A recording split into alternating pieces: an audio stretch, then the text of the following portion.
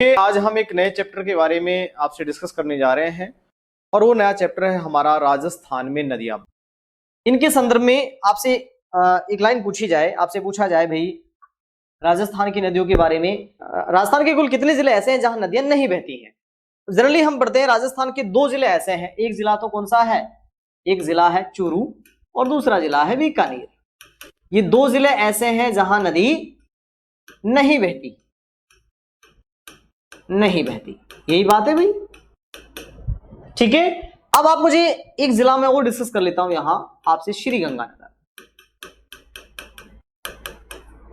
फिर मैं आपसे पूछता हूं भाई क्या श्रीगंगानगर जिले में कोई नदी बहती है? तो फिर आप कहेंगे कि बिल्कुल बहती है सर। कौन सी नदी बहती है? घग्गर नदी बहती है। तो फिर मैं यहां घग्गर नदी की आपसे बात करता हूं। देखिए मैप पर चलते हैं वापस, मैप, और इस मैप में अगर मैं आपसे बात करता हूं कौन सी नदी, घग्गर नदी।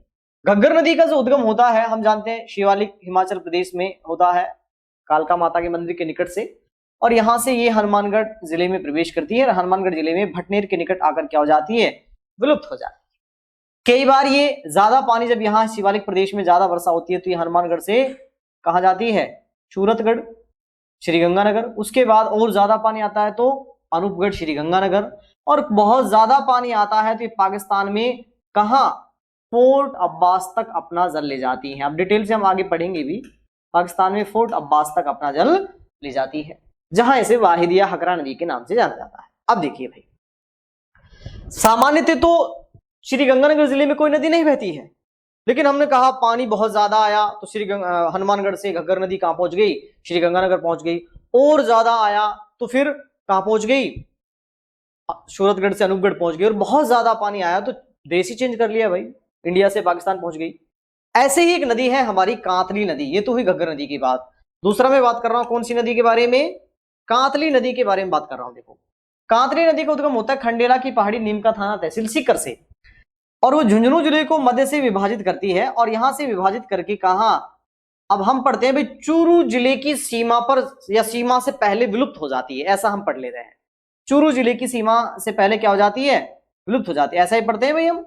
ठीक है, लेकिन मैं ये कहूं कि भाई जब कालका हिमाचल प्रदेश में बहुत ज्यादा वर्षा हुई तो ये घग्गर नदी हनुमानगढ़ से कहां पहुंच गई, श्रीगंगानगर, श्रीगंगानगर से कहां पहुंच गई, पाकिस्तान के बहावलपुर डिस्ट्रिक्ट में फोर्ट अब्बास तक पहुंच गई।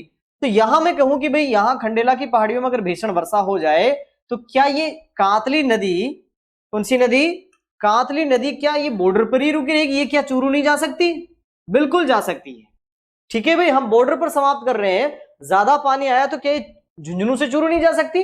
बिल्कुल जा सकती है। अब यहां समस्या, अभी मैंने आपसे डिस्कस किया था कि दो जिले पड़ते हैं जहां नदी नहीं बहती, कौन कौन से, बीकानेर और चूरू। लेकिन जो कंडीशन चूरू की है वही कंडीशन किसकी है, श्रीगंगानगर की। अब देखिए, अगर श्रीगंगानगर जिले में नदी बहती है तो फिर चूरू जिले में भी नदी बहती है, और अगर चूरू जिले में नदी नहीं बहती तो श्रीगंगानगर जिले में भी नदी नहीं बहती।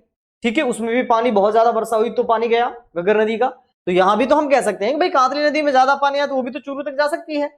ये लाइन अपना आप में बहुत स्पेसिफिक लाइन है।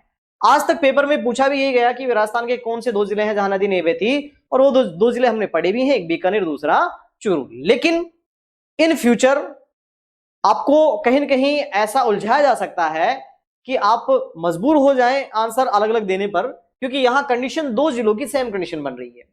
ठीक है, एक बुक है डॉक्टर हरिमोहन सक्सेना की, ठीक है, राजस्थान का भूगोल, उसमें लिखा हुआ है कांतली नदी के बारे में, उसको पढ़ना आप, मैं आपको साक्ष्य बता रहा हूं। वो ये कहती है कि कांतली नदी जो है झुंझुनू जिले से होती हुई चूरू जिले तक अपना जल ले जाती है।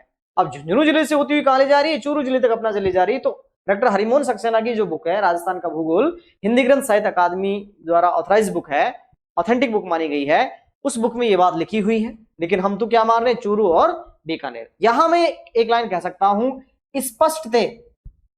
स्पष्टतः राजस्थान का एकमात्र जिला, स्पष्टतः राजस्थान का एकमात्र जिला बीकानेर है जहां कोई नदी नहीं बहती। ठीक है भाई, अब आपको ऑप्शन की प्रवृत्ति के आधार पर आंसर देना है।